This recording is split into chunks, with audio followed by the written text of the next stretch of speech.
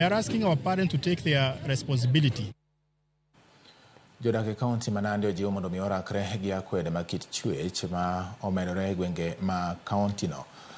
Jokedo gi timbe ma kamagi kaachiel kod jotelo ma opogore yango ni kinde koro chopo ma jopiny nyaka koro wuog oko ma rakore gi timbe ma kamagi mathoth ni geto wakeini kaachiel kod nyithindo manyiri.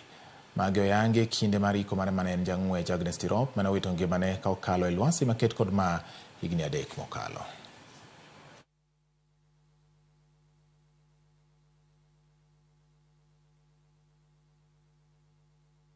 And today we are here to just share some moments with our students and to interact on this particular subject and challenge each other to say no to gender-based violence. We are here also to mark 3 years since we lost our champion, Agnes Tirop, who was murdered, again in a situation like this one of gender-based violence.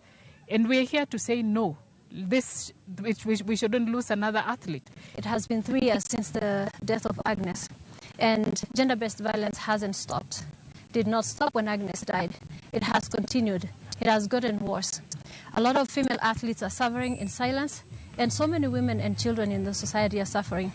So we are here together to stand in unity, to say no to gender-based violence. We want to stop violence from happening to children, girls, boys, women, anybody in the society.